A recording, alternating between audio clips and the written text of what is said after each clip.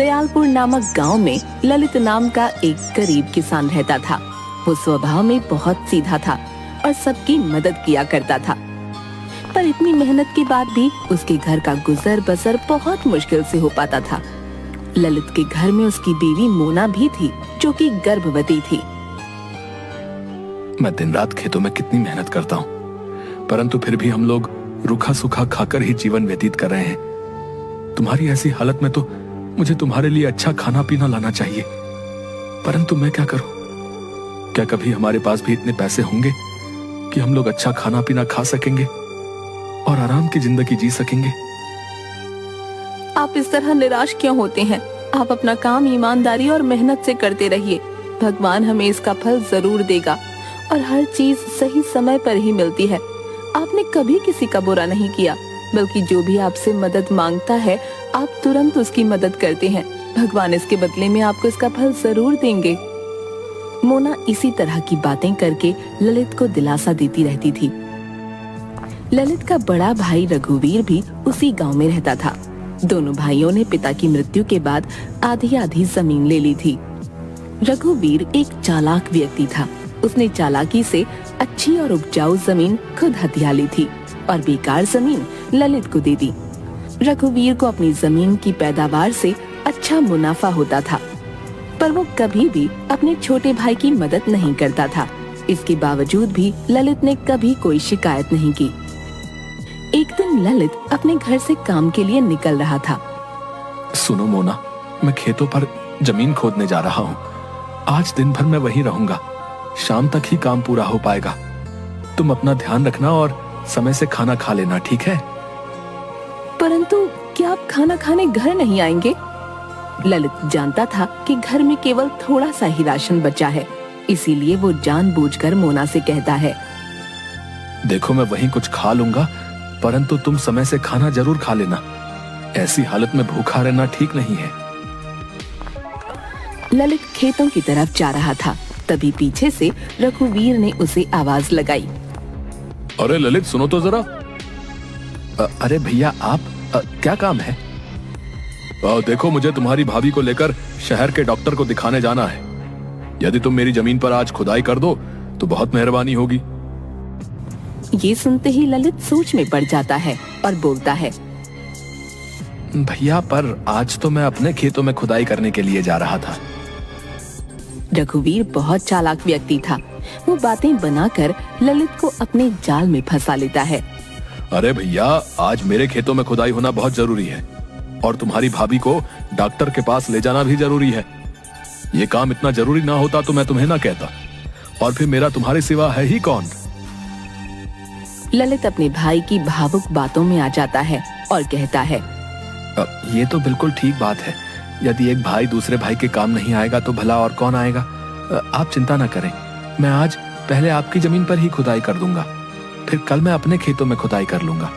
आप भाभी को लेकर डॉक्टर के पास चले जाएं। धन्यवाद ललित, तुमने मेरी बहुत बड़ी समस्या हल कर दी।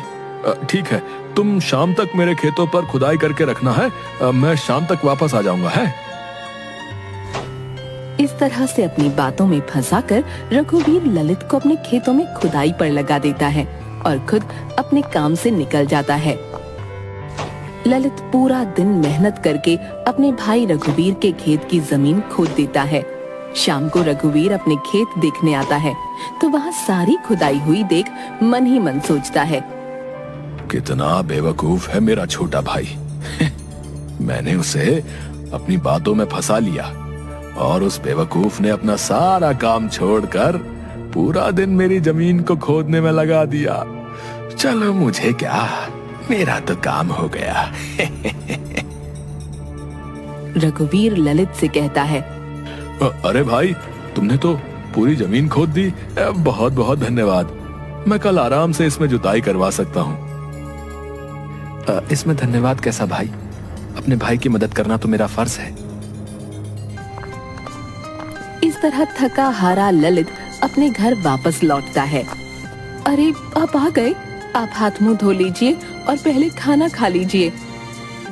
घर में तो थोड़ा सा राशन था। मेरे लिए खाना बचाने के चक्कर में शायद मोना ने दिन भर कुछ नहीं खाया। मोना, ये खाना तुम खा लो, मुझे बिल्कुल भूख नहीं है। क्यों, क्या हुआ? आपको भूख क्यों नहीं लगी? अरे आज रघुवीर भैया जमीन पर आए थे, उनके खेतों में कुछ काम था तो उन्होंने मुझे बुलाया। वहीं खेत पर उन्होंने मुझे इतना खाना खिला दिया, अब तो कुछ भी खाने की इच्छा नहीं रही। घर की स्थिति देखकर ललित मन ही मन बहुत दुखी होता है और सोचता है, हे भगवान, मेरी मदद करो ताकि मैं अपनी बीवी को भरपेट खाना तो खिला सकूं। वो बेचारी इस हाल में भी घर का सारा काम करती है और उस पर उसे खाना भी नहीं मिल पाता। मुझसे उसकी ये हालत नहीं देखी जाती। ये सोचते सोचते ललित सो जाता है। रात को सपने में उसे दिखता है कि माँ लक्ष्मी उस पर सोने के सिक्कों की वर्षा कर रही हैं और उसकी गरीबी दूर हो गई। अगले दिन सुबह उठते ही वो अपनी पत्नी से कहता है, रात में मैंने एक सपना देखा कि माँ लक्ष्मी हम पर सोने के सिक्कों की वर्षा कर रही है और हमारी गरीबी दूर हो गई है। ये तो बहुत शुभ सपना है। सुबह का सपना तो सच होता है। देखना, भगवान आपकी मदद जरूर करेंगे। चलो आज मुझे अपने खेतों में जाकर जमीन की खुदाई करनी है। शाम को आते समय मैं खाने का कुछ न कुछ सामान लेता आऊंगा। ये कहकर ललित अपने खेतों पर चला जाता है और वहां जाकर खुदाई का काम शुरू करता है। खुदाई करते करते जमीन में उसे एक मटका दिखता है। अरे ये क्या है? लग रहा है जैसे कोई धातु का बड़ा सा मटका है। खोद कर देखता हूँ कि ये है क्या। ललित जैसे ही थोड़ी और खुदाई करता है, उसे एक बड़ा सा सोने का मटका दिखता है। मटका खोलने पर उसकी आंखें खुली की खुली रह गईं। उसमें सोने की 2 मोहरें पड़ी थीं। अरे ये क्या? इस मटके में तो सोने की 2 मोहरें पड़ी हैं। लगता है भगवान ने मेरी सुन ली। कल रात का सपना सच हो गया। मुझे सचमुच सोने की मोहरें मिल गई। तभी अचानक उसके सामने एक बूढ़ी अम्मा आती है और उससे कहती है, बेटा, मैं एक लाचार बुढ़िया हूँ। अपने घर में एक गाय का दूध बेचकर अपना गुजारा करती हूँ। मेरा इस दुनिया में कोई नहीं है, पर वो गाय बहुत बीमार हो गई है और उसके इलाज में काफी खर्चा होगा। क्या तुम मेरी कुछ मदद कर सकते हो? भगवान तुम्हारी सब परेशानियां दूर कर देगा। ललित उसे देखकर सोच में पड़ गया और मन ही मन सोचने लगा, जिस तरह मैं गरीब और लाचार हूँ, ये बूढ़ी अम्मा भी वैसी ही है। भगवान ने मेरी मदद की और मुझे 2 सोने की मोहरें दी हैं। क्यों ना इसमें से एक सोने की मोहर मैं इस बूढ़ी अम्मा को दे दूं, जिससे इसकी भी परेशानी दूर हो जाए। बस यही सोचकर ललित एक सोने की मोहर उस बूढ़ी अम्मा को दे देता है। अम्मा, मेरे पास रुपए तो नहीं है, ये एक सोने की मोहर है। इसे बाजार में बेचकर आपको अच्छी खासी रकम मिल जाएगी, जिससे आप अपनी गाय का इलाज करा सकेंगे। बूढ़ी अम्मा हाथ में मोहर लेती है और ललित से कहती है, बेटा, तुम कितने अच्छे हो। तुम खुद इतनी मुसीबत में हो और गरीबी से जूझ रहे हो, पर फिर भी तुमने इन दोनों में से एक मोहर मेरी मदद के लिए मुझे दी। मेरा आशीर्वाद है कि तुम्हें कभी भी गरीबी का सामना नहीं करना पड़ेगा और तुम हमेशा खुश रहोगे। ललित उस मटके में एक सोने की मोहर को निकालकर उसे बाजार में बेचता है और अपने घर के लिए खाने पीने का सामान लेकर घर वापस आता है। मोना ललित को देखकर पूछती है, अरे, आप तो बहुत सारा राशन लेकर आ गए, ये मटका कैसा है? आज मुझे खुदाई में ये सोने का मटका और 2 मोहरें मिली।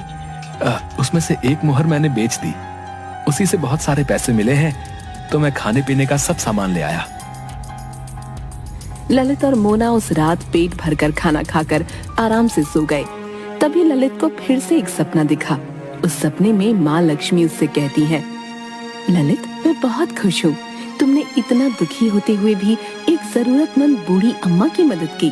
तुम्हारे पास केवल 2 ही मोहरें थीं, जिसमें से तुमने एक उसे दे दी। मैं तुम्हें आशीर्वाद देती हूँ, जो घड़ा तुम अपने खेत से लाए हो वो एक जादुई सोने का घड़ा है। उसमें रोजाना सुबह एक सोने की मोहर आएगी, जिसे बेचकर तुम अपना घर चला सकोगे। उस जादुई घड़े में एक ही मोहर आएगी।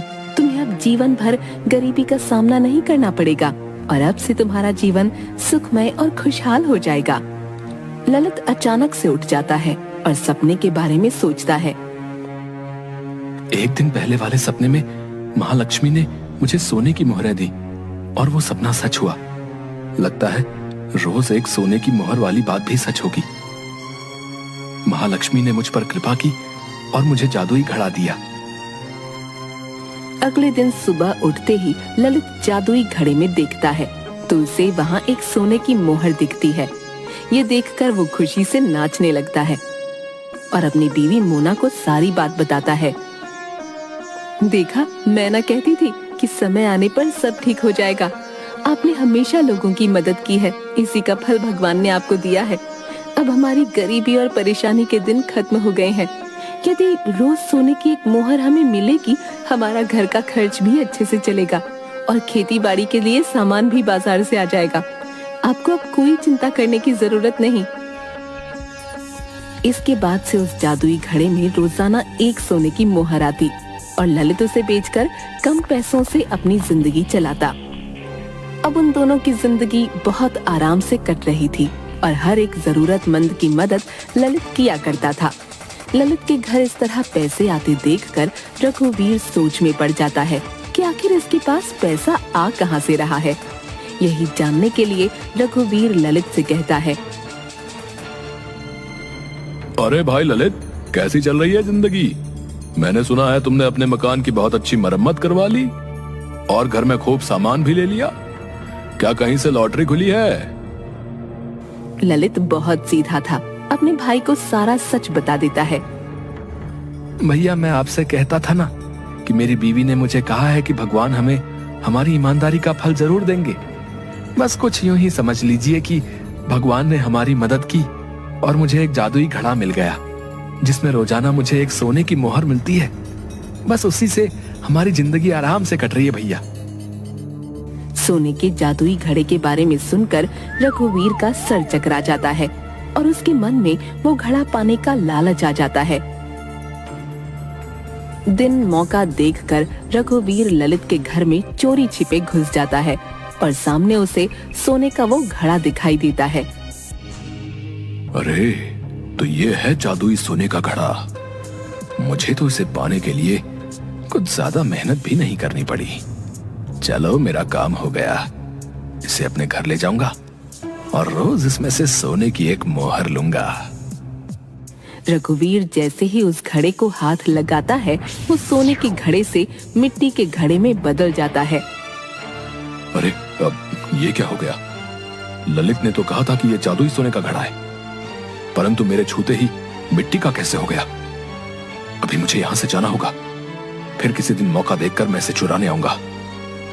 रघुवीर उस घड़े को पाने के लालच में 2-3 बार चोरी करने के इरादे से ललित के घर आता है, पर जैसे ही वो उस घड़े को छूता है, वो मिट्टी का बन जाता है। तभी अचानक ललित वहाँ आ जाता है। अरे भैया, आप यहाँ कैसे आना हुआ? रघुवीर उसे देखकर घबरा जाता है और उससे झूठ बोलता है। अब ललित भाई, मेरी मुर्गी पता नहीं कहाँ चली गई।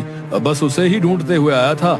मैंने सोचा शायद पिछले दरवाजे से वो तुम्हारे घर आ गई हो, पर यहाँ तो नहीं मिली। अच्छा, मैं अब चलता हूँ। ललित अपने भाई की भावना को समझ जाता है। भाई मटका चुराने के लालच में चुपचाप घर में घुसा है, परंतु मैं उसे कुछ नहीं कहता। उधर रघुवीर भी समझ जाता है। ये मटका भाई को भगवान ने फल स्वरूप दिया है, जिसका जादू केवल उसी के लिए है। ललित की अच्छाई और नेकी का बदला भगवान ने उसे दिया। हमें अपने जीवन में नेकी और सच्चाई से जीवन जीना चाहिए। अगर हम मेहनती और ईमानदार होंगे तो भगवान भी हमारी किसी न किसी रूप में मदद जरूर करेंगे।